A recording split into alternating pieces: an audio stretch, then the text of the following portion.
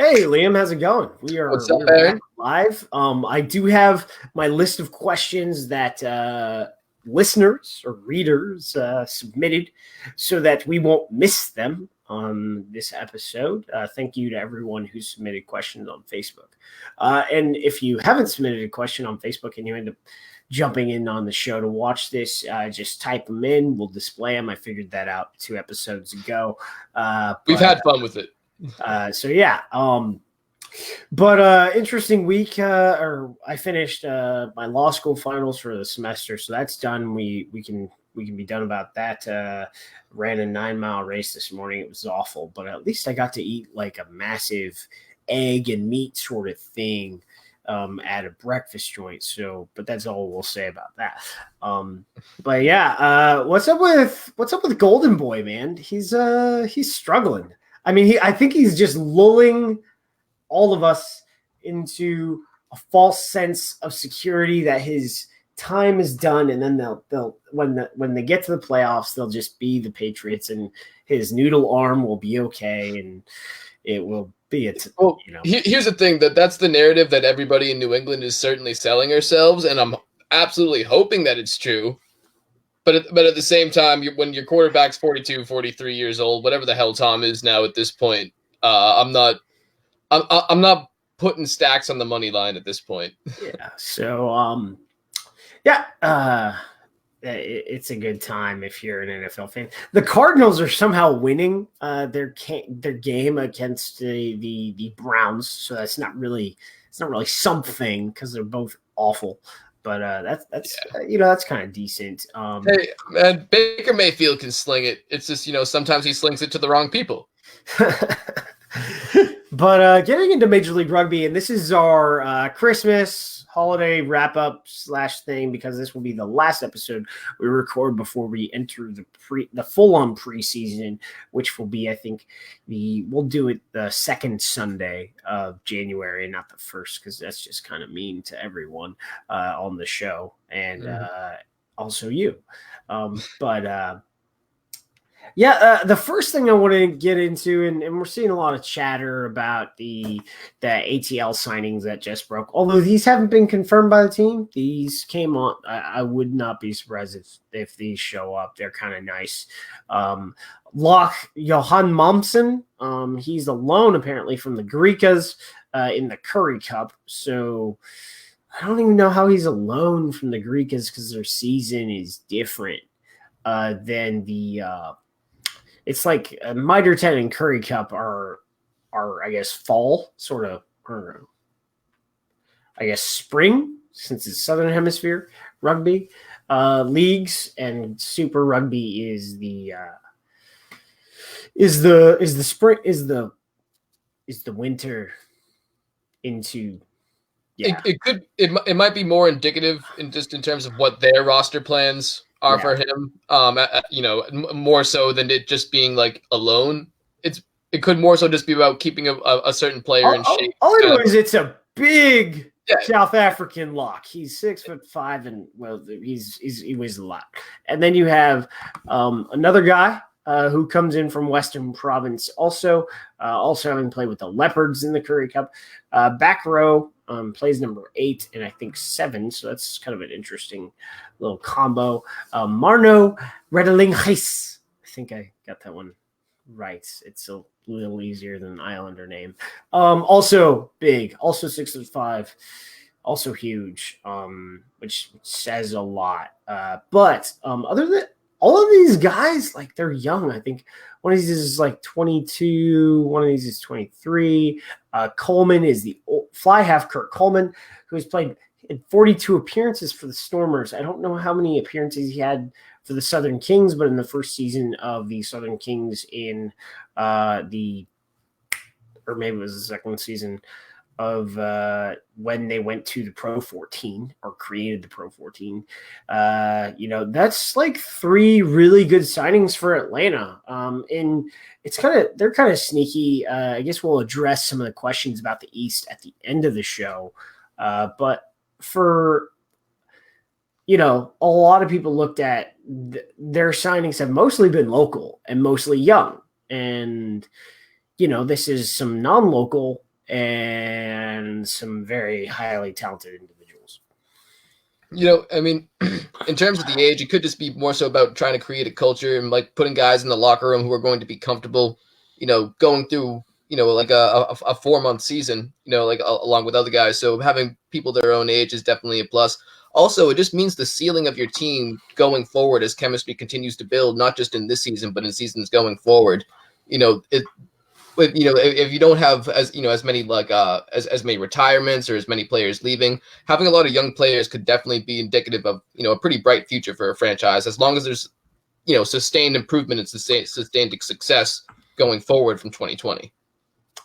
So we're going to get to a lot of Major League Rugby stuff later in the show, but I wouldn't say part of the reason why we didn't record last week was because I was making calls, but we said that we would just do one episode in December so that we just get it all done.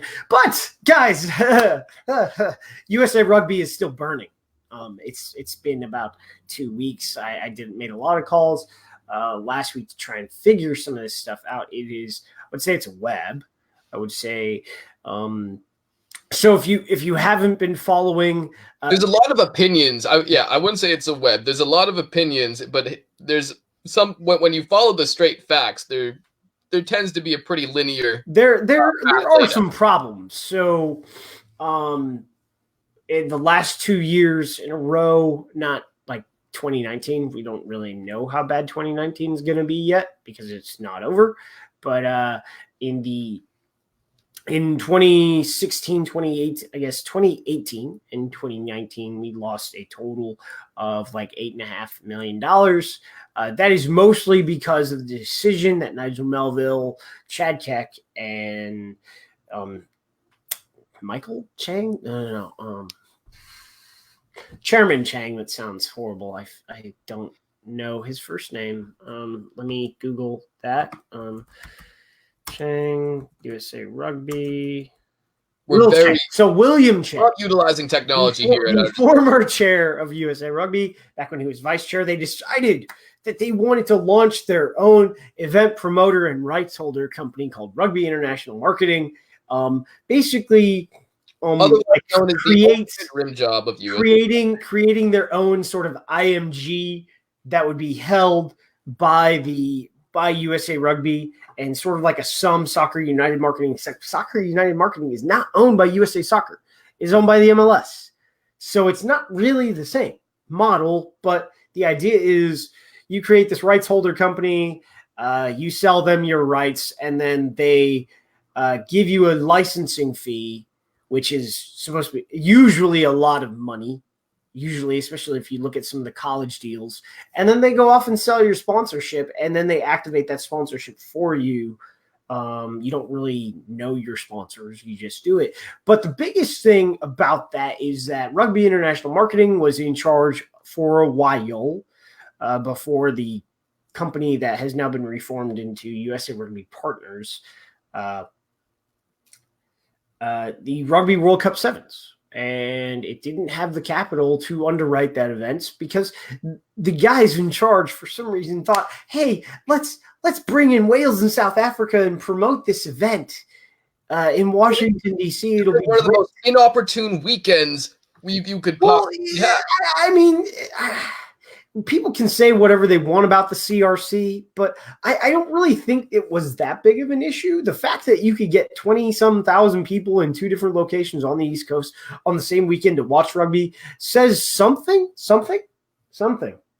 Not a lot, but something. But it also says, a little bit to mismanagement of what people watch, because the collegiate rugby is a lot more established as opposed to a test match that essentially, was more or less meaningless. I think it was meaningless in a lot of ways. I think it was not a blunder. It was just stupid. Like, it is okay. It was a blunder, but it was the dumbest thing you could ever think of. I think the fact that 22,000 people went in there for an out of window test was a success, but 22,000 people into a dilapidated RFK stadium where we definitely lost money on the event. And then we had to pay out match fees. And the negotiated match fee for each country was $1 million. So we basically lost $2.5 million on that event. And then we needed World Rugby to guarantee underwrite Rugby World Cup sevens because we were broke. We had no money. And then instead of taking out more, because at some point it was going to bite us, we only took just enough to get through Rugby World Cup sevens. And we are dealing with a legacy that will hamper this organization for a decade. And that is the rim job, as it has been called.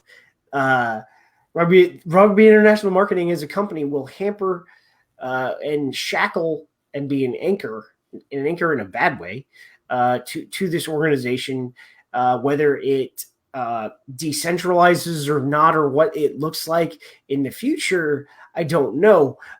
Some people have been terminated. Some contracts have not been renewed. Some people have just straight up been downsized. I know people in the membership department. Well, not the membership department. It was somebody that worked in the rugby ops department doing like some crazy good stuff. Actually, if people engage with him, from what I understand, he was doing really good stuff. And well, we don't have money to pay people, and it's we just don't. And there will be more people let go. It's just going to happen because we're broke. But the biggest one out there was Dave Hodges. I've worked this one over in the best way I can explain it, because I don't really think he did anything wrong. I don't think he was the one to really finesse the accounting, but he was also the one that was told that he needed to go find his own money, and that's not how this works. In a healthy organization, the high performance department may be a part of a capital campaign where they talk and they schmooze to a donor, but they don't set up the meeting and negotiate the price. In a healthy organization, the philanthropy department raises millions of dollars a year, and you can see that with USA Triathlon, where they give out over almost $1 million to collegiate programs that are standing up for NCAA. And this 2018, to the NCAA initiative, USA Rugby gave out a $7,000 grant to NIRA, not to individual schools. Like, that's not enough. Like the grant program from USA Triathlon is, I think it's $240,000 over 3 years to help start the program. Like that's a real grant program. $7,000. I don't even think that keeps the light bill on for NIRA. But so I think this happens in the Army a lot. Sometimes you do your job, and you do it well, and you get fired. Like, that happens a lot. And I think Dave Hodges was fired for doing his job. I think another name that is out there in the nether, and that's the only reason why I'm talking about it, is Jerry Gherkin, who's the comptroller, financial controller, whatever, and well, he was fired. Well, because he was like the person in charge of those accounts, like how they went back and forth, names that I can't really name, who I think are responsible for all of this. And this is what I will say. Like, just because the high performance overspends happened, they're not the reason why this organization is here today in this spot. They're not. It was the smoke. Like, we saw this was the smoke that you saw from 5 miles away. Mm-hmm. And some people were fired and deserved to be. Some people, I would say Dave Hodges did not deserve to be fired. I would say how he left the organization was wrong. And I think some people within the organization understand that at every single level. But at certain junctures, man, this just comes to blood sacrifice. For the non, I guess he's Abraham's lamb, maybe like Christmas in the act of like Nordic stuff. Sometimes you just have to,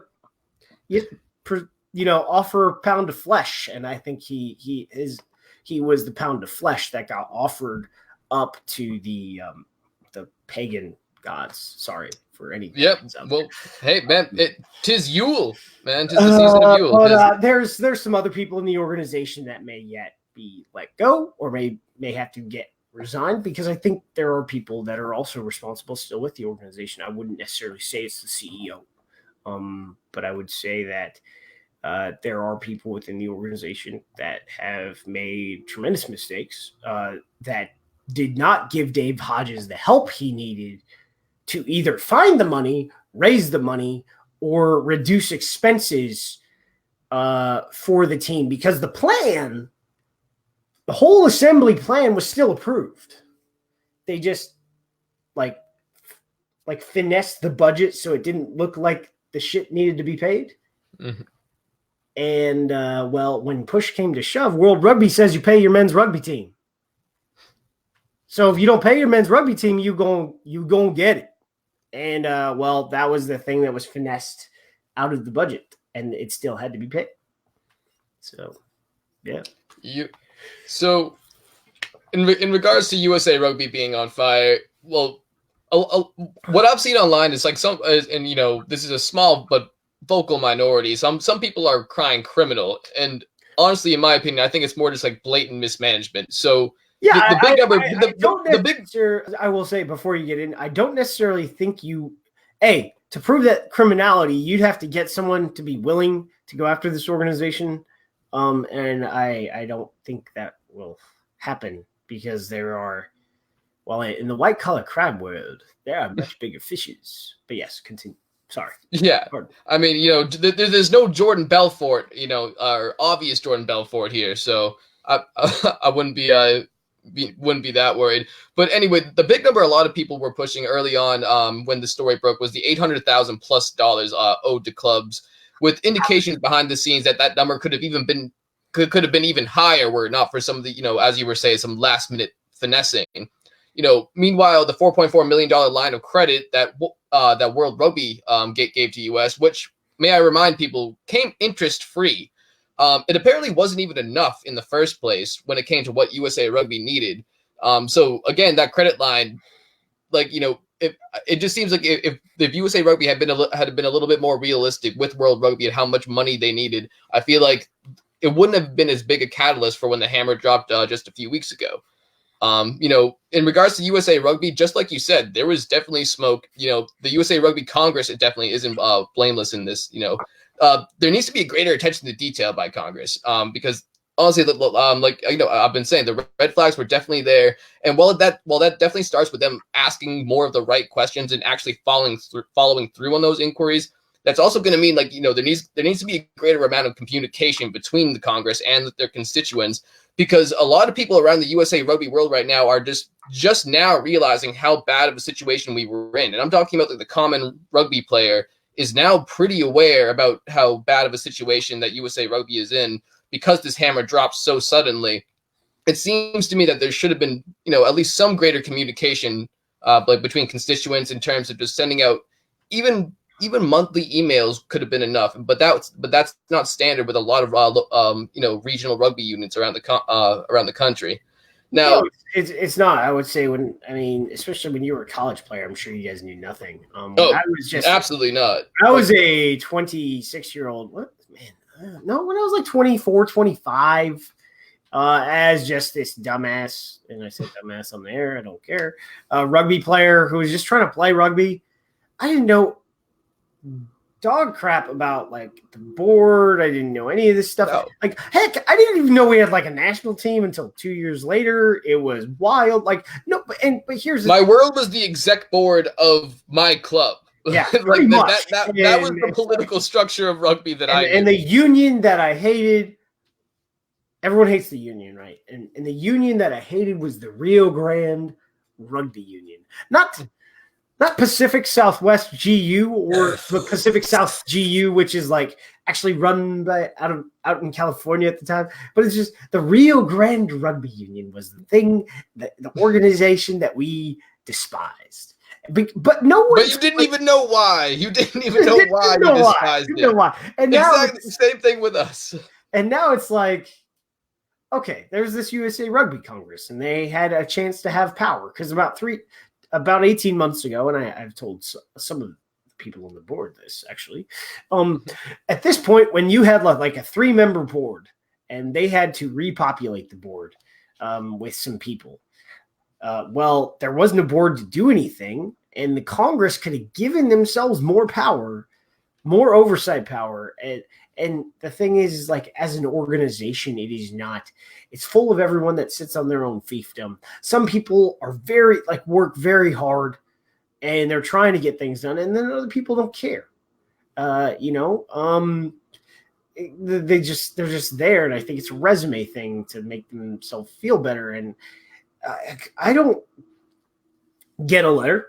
I mean, our club actually, like my club here, Phoenix Rugby Club, who I haven't played for it a little bit, but they send out communication about club business all the freaking time. But how much of that information is in regards to the club's communication with the USA Rugby Congress? Oh, because very recently. I don't think they get.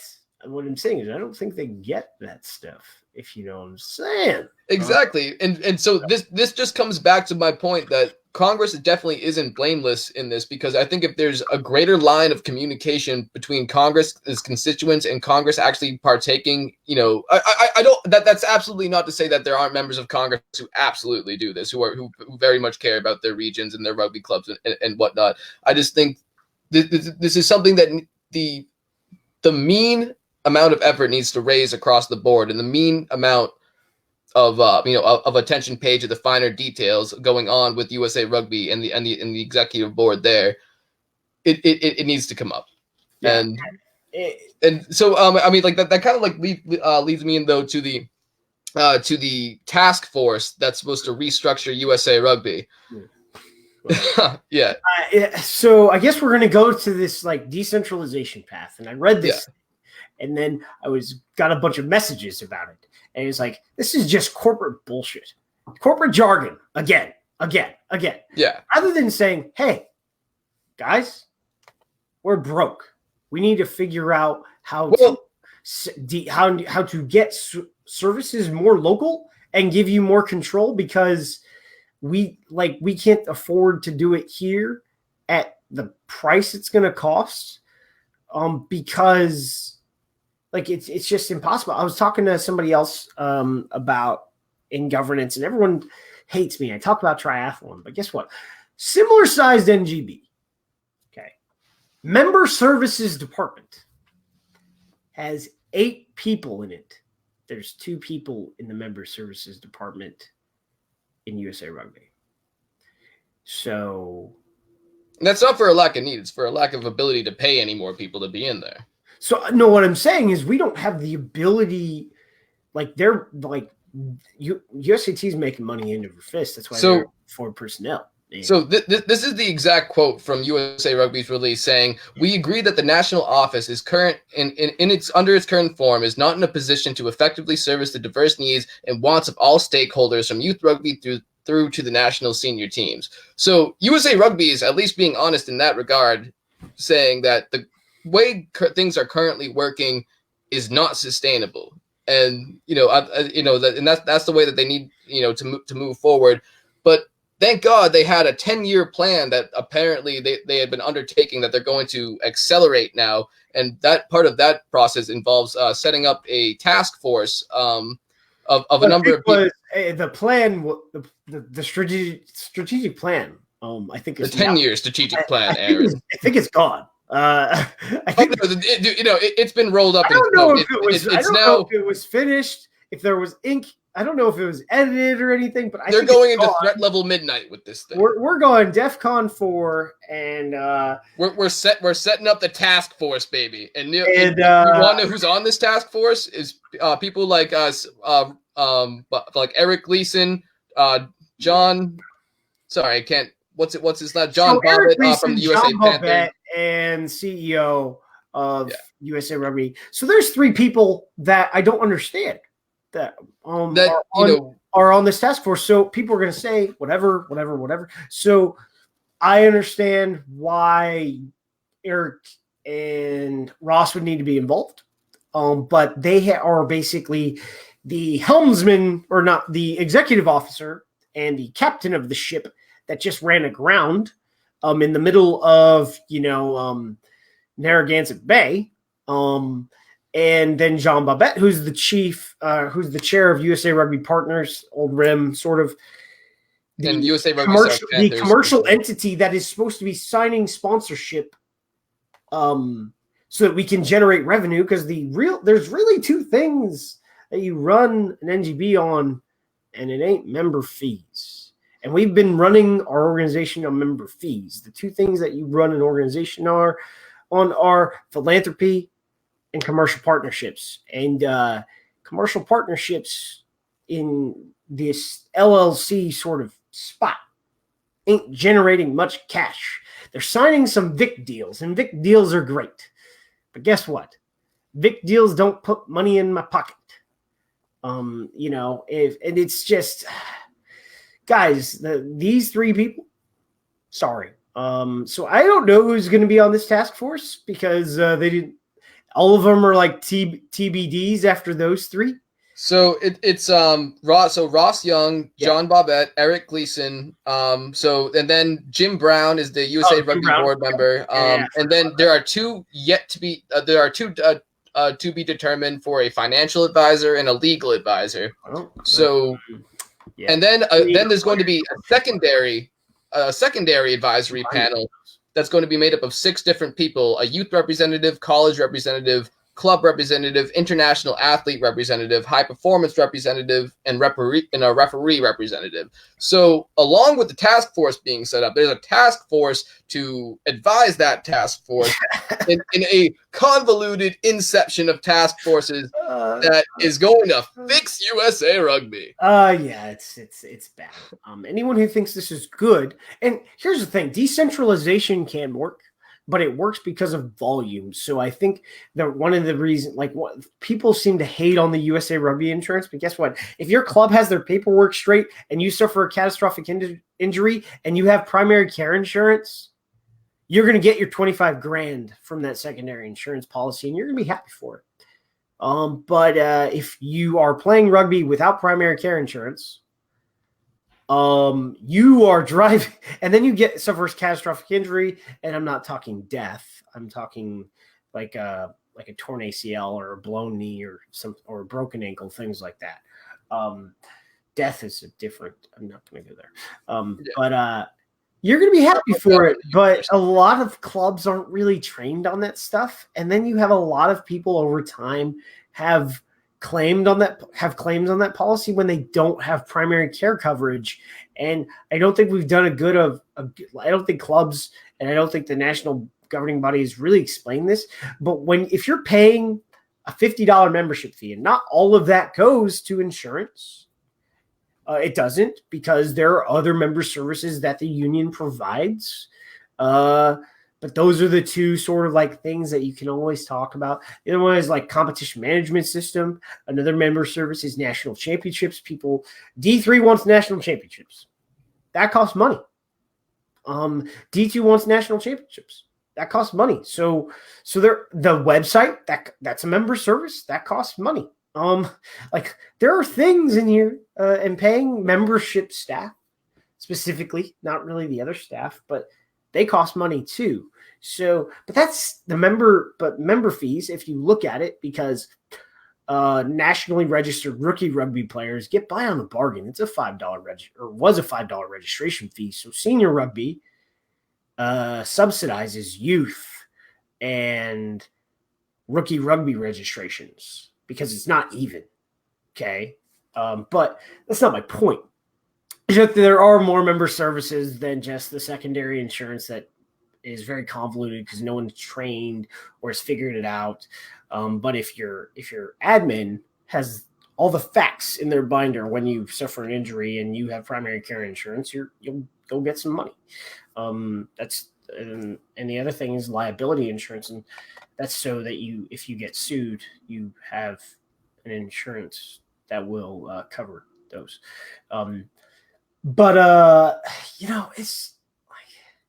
it's rough, man. And now we're moving swiftly towards a decentralization idea, which could work. It could work, but it requires a lot of really good people. and a lot of hard work. And, should we be involved in that? Sure. But the reason why it works for soccer, and I think you and I had this conversation a while ago, and I've had this conversation with some other people, is the volume that soccer deals with. ASO, which is more of a Western States youth soccer organization. It's in Arizona, it's in California, it's in Nevada, it's in Utah. American Youth Soccer Organization, which is one of the youth, there are multiple youth soccer organizations that are sanctioned by USA Soccer. Well, ASO playing members, so not including parents who are coaches that have to be registered or whatever, or volunteers who are administrators that have to be registered, but playing members, so kids that are under the age of 14. There's over 500,000 of them. Mm-hmm. ASO's turnover is $72 million. USA Rugby's turnover is $12 million. Okay. Mm-hmm. So that's the difference. It's economy of scale. So this insurance thing is important. Don't get me wrong. Like, it really is. And I just think we're going to have a significant, I fear that if done poorly, it can basically be the end of this sport. And that's a problem. And that's sort of my hesitancy to do this. And my fear is that the same people have been on the committees running this game, because it's a membership organization, that the national office then has to enforce, that have stopped people from playing as much rugby as they want, are going to be the people that redesign the game. And if we can't coalesce to at least be on a joint insurance policy, well, guess what? NERFU, True, Empire, USA South, or if it just becomes the Alabama Rugby Union. I don't even know if that exists. Is that a real thing? Yeah. I don't know. Your membership fee is going to skyrocket to your local union, because the what you get for what you pay when it comes to that insurance policy is significant, and your premium is going to go up. So that's a problem that needs to be addressed, and you can't just blow it up, because unless you don't care, if you don't care about national teams and you don't care about getting varsity rugby in high school, and you just want to play some beer league rugby, then go play beer league rugby. Yeah, what I'm saying is, like, if you don't care about all that stuff, okay. There needs to be a center of gravity, so to speak, in order to kind of to have national teams, you have to have an NGB. And I will tell you, the USOPC ain't coming to take over this NGB, because we don't got a sex scandal. Yeah, not when there's gymnastics. Our finances per them, because the last time we did a USOC audit, because we don't lie. Somehow, I guess we don't lie when we do our audits. Apparently, we're a well-run organization. Just apparently, this is factual stuff. I mean, if you're a rugby person and you're like deeply involved and you just read this stuff and you're like, this organization is on fire. Well, in the 10 years I've been involved in rugby in this country, we have lived on the float, and there's always something crazy wrong with the NGB. And yet the USOC or World Rugby hasn't wholly taken it over and rejiggered the entire thing. So, I mean, maybe with the emergence of the MLR and the USA market starts to become more and more viable for European clubs to make a profit in, as well as other overseas clubs to potentially start investing in, then maybe World Rugby might start paying a little bit more attention, as well as like the governing body here in the United States, to what could turn into a cash cow. Yeah, I think there maybe need to be more changes on the board level, and I think there will be more changes at the board level, because there just may be, because I think if we can't integrate the SMEs that are on the board into the national office so that they can provide help, and I guess that's becoming an issue right now. then eventually, you know, you're going to have a board problem. But the decentralization could work if we can localize services and we can make sure education of referees and coaches and administrators is easily available from the national office. Because I'll tell you right now, education is really not available. I couldn't find like a referee class. So I think what happened was they've severely reduced as a cost-cutting measure, and maybe this is just my narrative that I'm pulling up out of my rear, but they used to, like, the calendar used to be up, and there used to be a lot of like referee classes. And when I looked at it the other day before the National Development Tour came out, and I'm like, this is just a rebrand of cost-cutting. Instead, they're centralizing classes, and you know, that's what they're doing because they can't afford it, and that's fine, you know. But it just sucks because it's like I've been looking for a 200 level class, and there hasn't been one in Arizona. And youth teams and youth leagues need referees, especially down in the Red River Conference in the Houston area. It continues to be a problem with especially at the youth level, is finding referees, especially for games that take place during the week, even because, you know, unfortunately Saturday is not always a rugby day for a lot of the teams, especially at the youth level. So, all right, enough about USA Rugby because I think we all want to go home at some point. Yeah, but this is a Major League Rugby podcast. Additions. This was confirmed by Commissioner George Killebrew, who was announced on Monday. So there's a lot going on, right?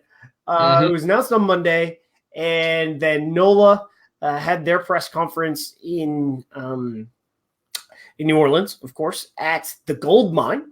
Love that name, by the way. With Commissioner Killebrew in attendance, and during his availability during, I guess, the speaking portion and the presentation portion, after Tim Falcon, owner of the Gold, confirmed Los Angeles and Dallas. George, the first time it ever came out of either Commissioner Emeritus Dean Howe's mouth or the current commissioner's mouth was this time, and he confirmed Los Angeles and Dallas, which we'd sort of heard rumors about for a while, will come online in 2021. But it appears that Dallas doesn't want a free stadium. Yeah. So, yeah. So, well, what excites me about both of these groups, though, Aaron, is that there actually seems to be some real structure and experience behind both of them. So with so in terms of Dallas, you have Donnie Nelson, who's the current general manager and president of the Dallas Mavericks. He's backing the franchise coming in there. Dallas, obviously, they were part of the original membership group ahead of the inaugural 2018 MLR season. Well, they've never left the membership group. Yeah, they've been fielded dues. Yeah, they've been playing league dues. They just haven't fielded an actual team. Meanwhile, then with Los Angeles, there was obviously a bid, with the LA Coast, and that fell through for a multitude of reasons. Now you have the Loyals coming in, and James Godfrey is the chief executive officer in that new bid. He's in the past, he's been linked to New South Wales rugby, and he's trying to make the Loyals brand kind of a conglomerate of sports. So it seems like that both these groups are coming in here, having seen the MLR market as something that's going to be more and more valuable, and especially considering its ceiling in the American market. They're coming in with a bit more of a plan now that a lot of the initial waters have kind of been explored. Yeah, I think when we get it, I think the other day I said, screw it, just have the Dallas team play at the Star. Jerry Jones likes to make money, so I'm sure he'll take our money, and we'll be able to sell beer. So we're good. But it'll be. I think these two cities will be helpful, and I saw some weird chatter. It said MLR is ignoring the Pacific Northwest. I was like, no. Your team has 2 freaking championships. I was like, A, there's a team in the Pacific Northwest. B, there has been since the first season with the Vancouver RFC bid, and then there was like a BC Rugby Union kind of bid, and then there was another bid since season 1, like there hasn't been another bid from Canada. And I guess there was some chatter about a guy who was like slinging together, to be able to pay the fee in Portland, but he couldn't find other investors that would be able to carry the project forward. And it's not MLR's job to necessarily go out and find owners. It just needs to, like, the league office organically happen. There needs to be legitimate. The league office isn't the size of the NFL's or even MLS's. MLS is a massive league office, by the way. Oh my gosh. It's not even this, like, we don't even have the size of the USL league office. We have, a handful of people that work centrally in Salt Lake City, and they're not working for much either. So there's that. I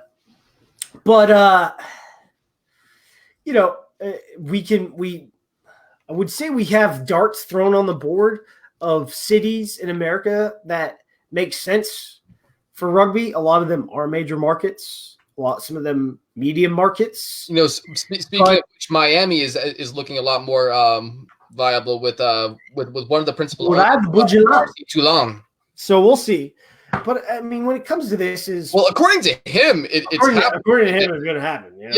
So in 2022, apparently Miami is going to happen, and now people are going to quote, "Oh, Liam Poach said Miami is going to happen." Liam Poach did not say that. Murad Boujalal said that. We're just quoting Murad Boujalal. No, it's the biggest thing is there's now 14 members on the board of governors, and you have to get through the expansion committee. And then you have to survive then your bid once it gets through the expansion committee.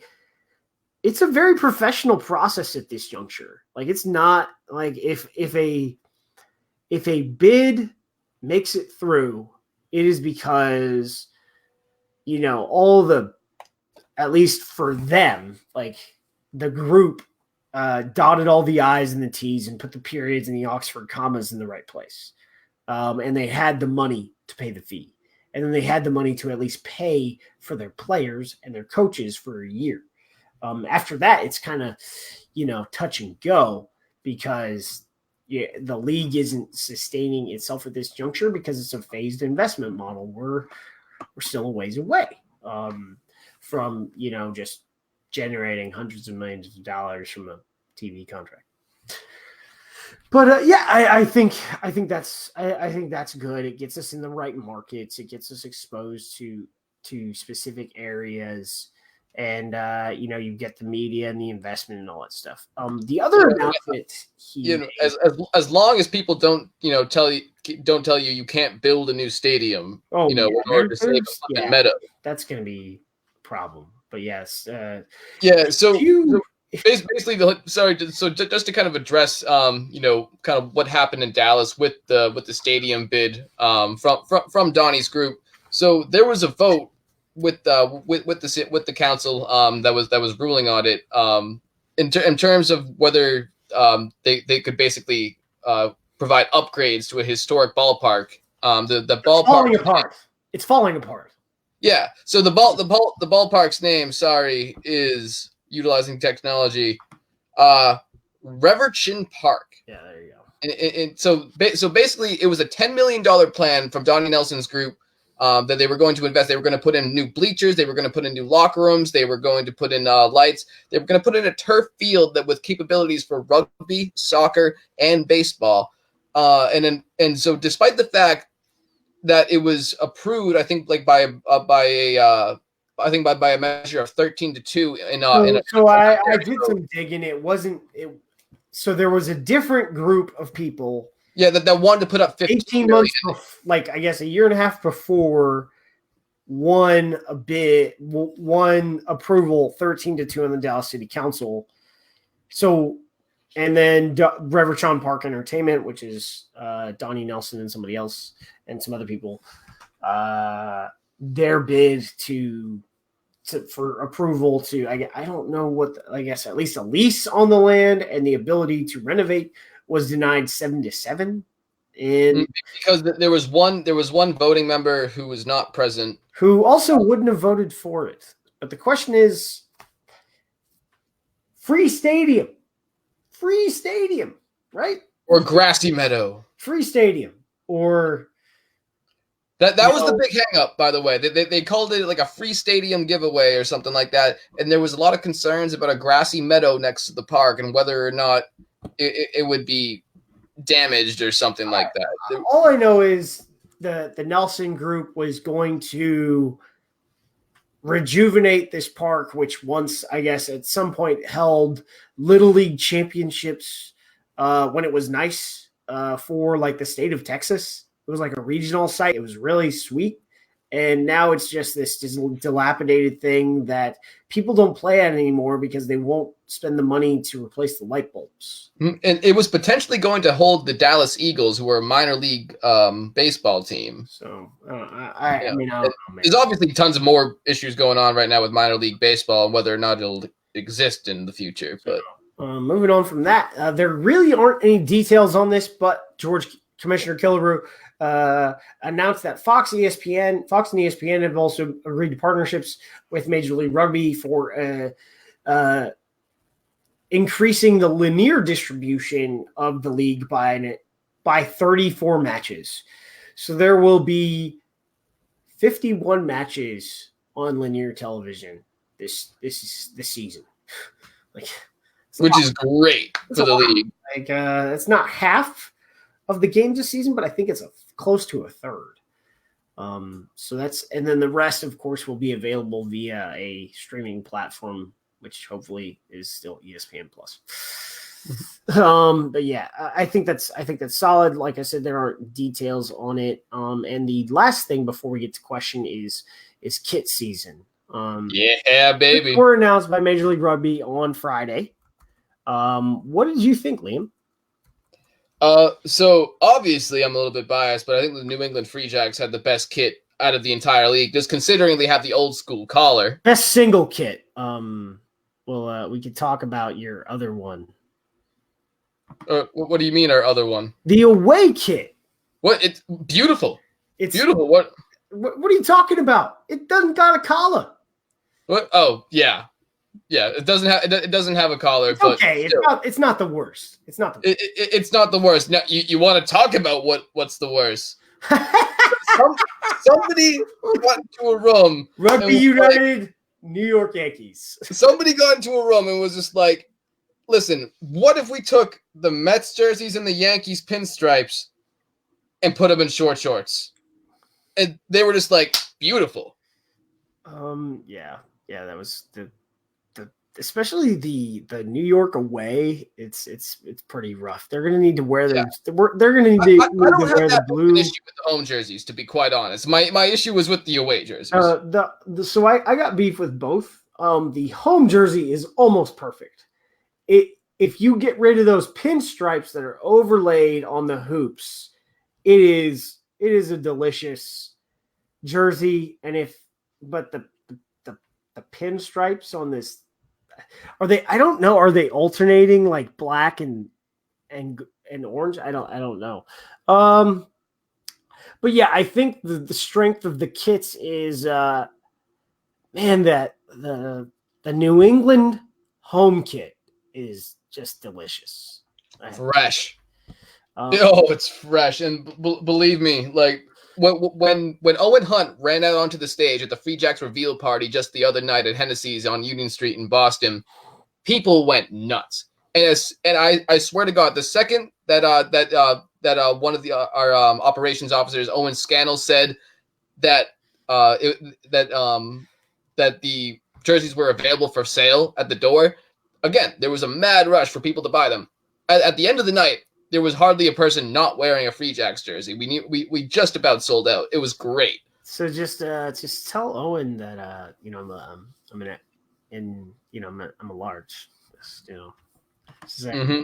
Hey man, if I don't get free shit, neither do you.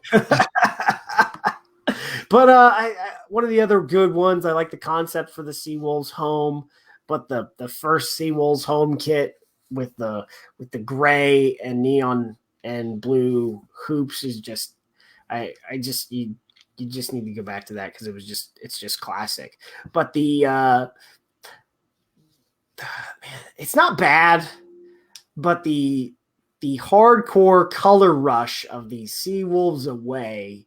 The concept is great. The highlighter color rush. That is like it's if you're watching the show or if you're listening to this on podcast later, the color is like it's not that we can screen share, but it's pretty rough.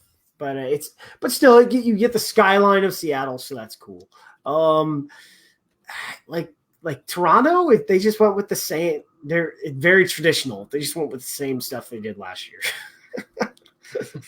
And then Sabercats, I actually like it. It sort of reminds me of Utah season 1 with these. It didn't change that much. But it's the sublimated Sabercat in both the yellow and the black kits, so that's kind of cool.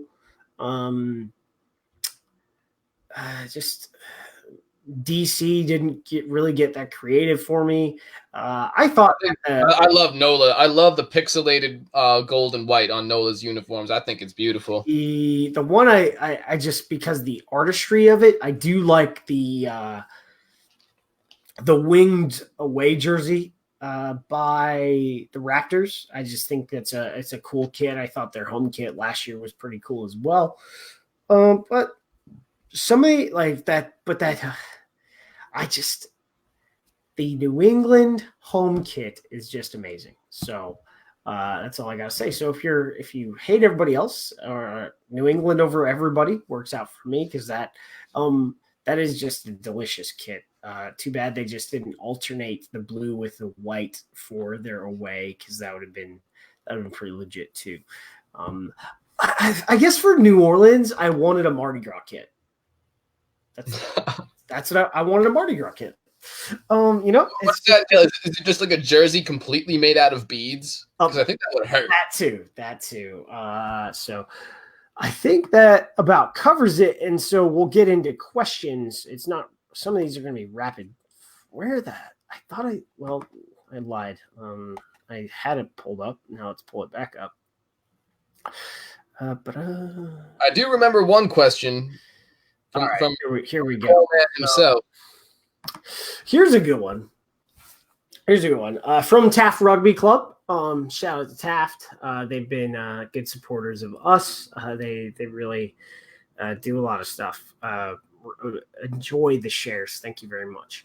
And we'll try to put out more coaching content when we get some time, just so we increase that knowledge. But his question is: any players going south? Any Americans going south to play in the new pro league in South America, or South American players trying to get out of MLR contracts to go play in it? Well, they're already so Santiago Arata from him.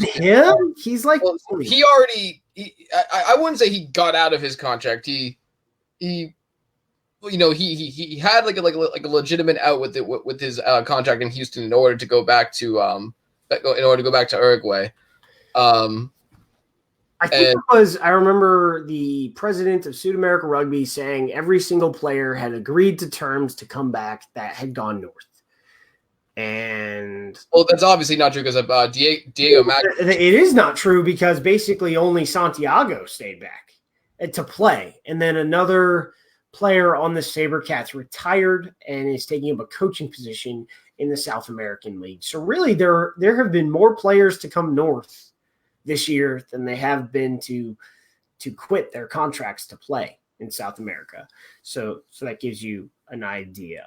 I don't really see North American players getting a chance. I guess World Rugby is trying to place more Islanders in the South American League to mostly make sure that the level of play is actually decent. Lawrence Weisel, Larry, I think we answered the best and worst kits. So if you scroll back, you can hear that. Who is going to win the Pick'em League this year? I was in a Pick'em League with the guys from Red, White, and Black Eye, and I won it. And Craig Gradelli was in now contributor for Earful of Dirt, was in that league. And, it's going to be me, because y'all can't figure it out. Sorry. Aaron's got a system.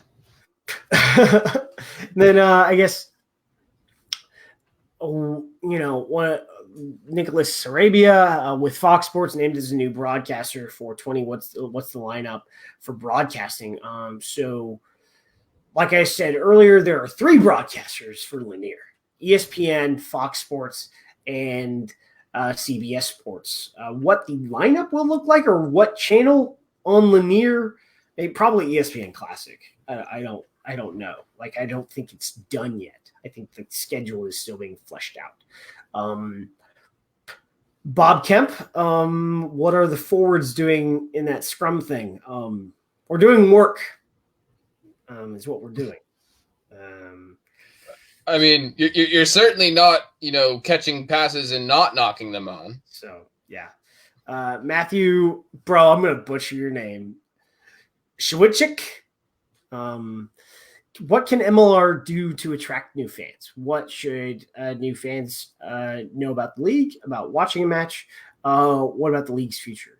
Matt, there are 4 to 5 real bids being deliberated based on Commissioner Killeber's addition to the No Legal press conference. So I think the league will survive. The league is actually designed, I wouldn't say built to last, because if you read Jim Collins, being built to last is a bit different, but it is designed to survive.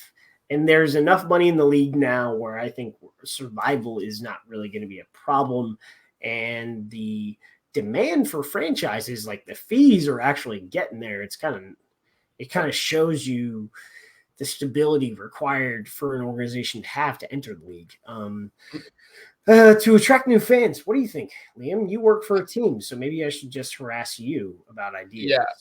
So, well, I mean, in my opinion, in order to attract fans, you need to be able to make rugby information accessible. So I think that's going to start right now. Obviously, this has kind of been put on the back burner with the league office, is developing an MLR app, because a lot of people just want constant news. They want to be able to envelop themselves within a sport the way they do with a lot of people do with the NFL, MLB, NHL, because those leagues make it so easy for fans to interact with the sport in more ways than just simply watching podcasts like this or reading recap articles on the official team website.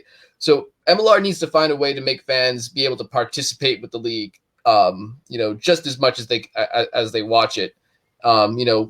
Whether or not I can articulate, like the best ways to do it, probably not right now, but that's kind of my opinion on terms of, engaging new fans. We need to make rugby fun to be a part of, and not, because obviously the on-field product is great. It's exciting. But it's kind of getting people in the door and making the league attractive. That is going to be the big hump to get over. Yeah. To attract new fans, it really gets down to local stuff. I think the league and the owners in general, in a collective manner, made the decision to increase the linear windows, because although broadcasting is changing, it's still pretty similar. The majority of the people watching television are watching traditional networks still, and we're not necessarily in the place yet to just put all our games on ESPN Plus, and people will watch them, and it's worth a lot of money to sponsors. We have to develop value on linear television that will also drive those people to subscribe to ESPN Plus or whatever it is. But if there is a change, to watch the rest. And because when you can deliver subscriptions to a broadcaster, because NBC has a subscription model, ESPN has a subscription model, Fox and CBS are working on subscription models, MLB has a subscription model, NBA has a subscription model, NFL even has a subscription model. When you can deliver subscribers en masse is when you will get a lot of money from a broadcast company. That's that. But locally, you just got to do engagement events. I know the Seawolves do a few things here and there. I say a few, maybe I just don't get to see a lot of them. I think the best right now has been San Diego, whatever it is, whenever there's a major event where it's sort of like an expo, San Diego has a booth. Like, it doesn't matter whether it's an air show, a soccer tournament, they're at everything, and they always have players there so that people who have no idea what's going on, they get to roll up and talk to players and have immediate access to players. So that's really cool. And I think that's a model that needs to be replicated by everyone in the league, where you have free engagement opportunities. Especially, one thing I've seen a multitude of rugby teams is not even just staying within the sport of rugby itself, but going to gym classes and going to work with football teams to work on. I think, what was it? The Sabercats did a really decent amount last year, which is working in schools. Mm-hmm. I know that the Seawolves, Shalom Suniula specifically, has been working with, Tony, if you listen to this, your son's school, like a few Seawolves have been leading the rookie rugby class for this school in Seattle. So like all these kids are like playing rookie rugby, once a week in PE or something, or it's every 2 weeks in PE. So that's cool. I think all of the MLR teams need to be in the schools helping, establish rookie rugby programs. And that helps, because then, the kid goes home and says, Mom, I want to go see this guy. I want to go see Coach. Let's see. What's a good name? Let's go with Coach Frederick Henry Ahuda. So with Atlanta, I want to go see Coach Ahuda. I was like, what? It's like Coach Ahuda, the rugby player. I want to go to his game. What game? The rugby ATL game. I want to go to that. Of course, the kids need a chaperone because they're not just going to go alone. Yeah, exactly. That's potentially 3 tickets that you're going to sell right there. It's opportunities like that are, it's expensive. I get it, but like the reality is MLR's not where soccer was. We have to create and develop our market. That's why we're doing this. Honestly, is to put as much information out there as we can. It's also one thing to consider is that when MLS started, there was already every little kid in America was already playing Millions of children were playing soccer. Yeah, so that's not the case with rugby.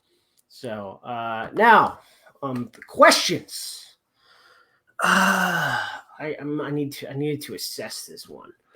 I didn't really assess it that well. Well, how about you read it so we don't keep our listeners in suspense? From Grant Cole, what MLR team will outperform their history in 2020? Well, I know the answer Grant wants us to give. I mean, Austin was at the bottom of the barrel, man, so they will outperform their history. Exactly. Austin won 0 games last year. So as long as you're considering that they win at least 1 game, that's like 100% more games that they're winning right off the bat. So I want to say. I want to say that San Diego will outperform their history, which is losing to Seattle in a knockout game. I'm going to have to go with the NOLA Gold on this one personally. I think they were able to keep a lot of their core players. I think Coach Osborne is just one of the best coaches in the league, and he's a guy that a lot of players really respond to. Thus far, that organization has just proven that they're run well, despite the fact they kind of fell off the cliff at the end of last season. I think as long as they're building on the success of early last season, seeing what worked, what didn't work, why perhaps they fell off, which is maybe because Tristan Blewett was playing 1 million minutes a game. I know I'm going to get stick from Seattle fans. Sorry, guys. I was proven wrong season 1. Season 2. Well, how can you say season 1 is like a fluke? Being wrong last year, flukish, not nearly. That was more being dumb. But this year, it's like they are going to be in a better set of circumstances to succeed. I think they're going to be in the conference final. So I just think 3 years in a row is a bit too much, and I think San Diego have improved. Like San Diego was the number 1 seed in the league last year, and they just couldn't get it done in, at home in a final. So if San Diego has home field advantage in the playoffs, I think they will get past Seattle. If they have to travel to Seattle, I don't think that's going to happen. You're not winning at Starfire in the playoffs, Matt. No, you're not.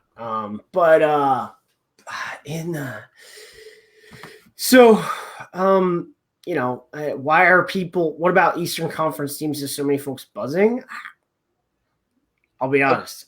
I think one of the reasons why I have so many folks buzzing is that it's actually a wide open competition for the most part, because I think a lot of these teams have a lot of talent, and Aaron, you have 3 new teams. You have 3 new teams, so you have no clue how it's going to work out. Although I did pin my favorites as, New York and Toronto, and then I'm pretty sure Nolan will make the playoffs. So I like Scott Lawrence. I like that he has a staff, and I like the way they decided to build that team partially when James Walker was their GM. They signed a lot of young players, and they after that, I guess, relationship deteriorated. They still sign young players, and what they have is a very big core of young American college players who came through the likes of Life and a few other places, and they have the best, I guess, the only American coach in the league. The New England Free Jacks have the only American coach in the league, I thought. No. So there are two American coaches, Josh Smith and Scott Lawrence, in the league. But you have Scott Lawrence, who's been the most recent product to come out of the American High Performance System. So I think I'm excited to see what leverage he and his staff are going to do with their very young group of players. Josh Smith kind of wins things, so that's helpful. I think DC, it's like, I think they have good players. I just don't know. I think commercially, though, they will make the most money in the league. Pretty sure. They're actually, I'm pretty that they will make the most money in the league. They've got like the commercial stuff.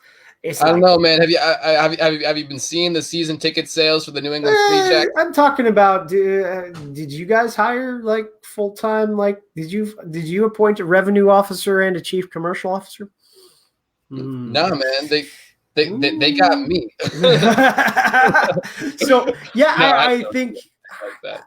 I think the East is kind of wide open, and the West really isn't. It will be interesting to see what the SaberCats do, because you have a new head coach, you retained the interim head coach. They got faster, for sure. They have a new strength coach, and Ashley Jones is actually he's kind of a psycho. Not in the bad way. He has designed implements of strength training that have gone into production.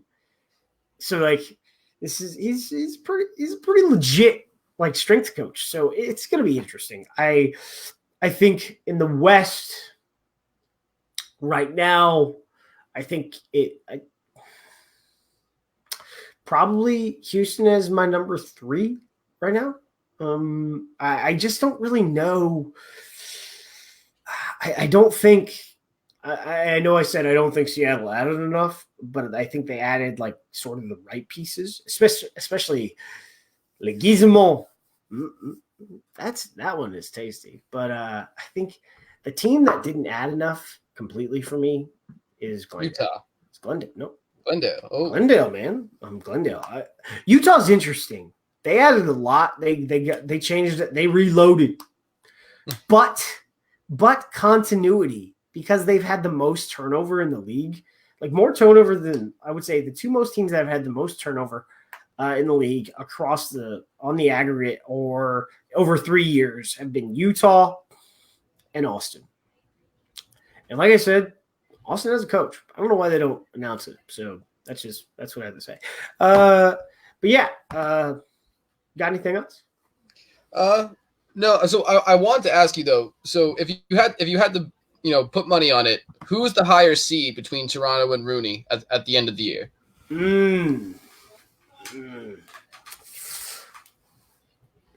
Because like you said, the East is kind of wide open. There's 3 new teams. Then obviously you have Toronto, Rooney, and Nola's the only one who's actually been, who's an inaugural franchise in the division.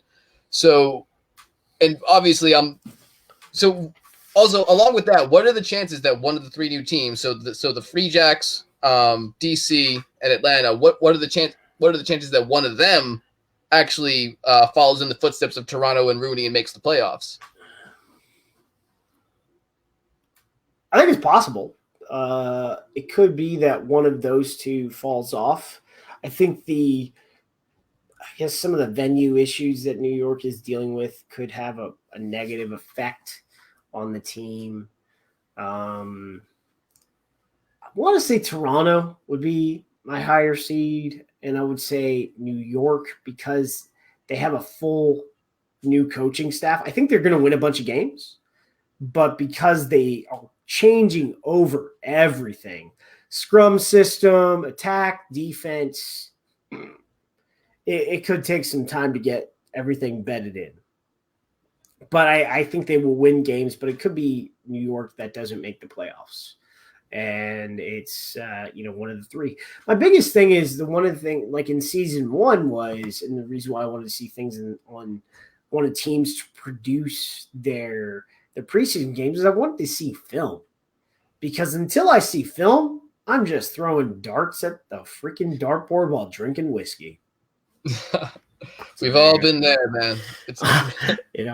Film is the only thing that will give you an idea of how teams are going to play. We have some film on some teams, and well, there was a crazy amount of coaching turnover in the league. I think, what was it? Chris Silverthorne's staff stays in place. Rob Hoadley's staff stays in place, and Nate Osborne stays in place. Everyone else basically changed or is an expansion team. And that could very well be based on the fact that there is film now, and front offices kind of see this is where our team is at after 2 seasons. So It's kind of unsurprising that there was a decent amount of turnover once they had enough film, as you say, to make a more informed decision about the direction that their franchise wanted to go. For sure. So,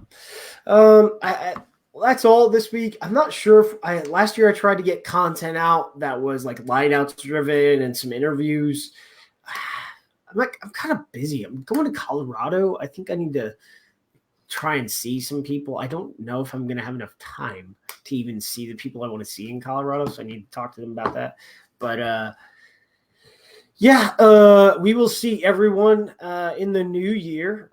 Like I said, second weekend of January. I hope we answered all of your questions. You can subscribe to us on iTunes and everywhere. We've gotten more ratings. Like we've gotten more 5-star ratings, but no one has left a review in a while. So if we will read your review, we would love to. I'll give you some love.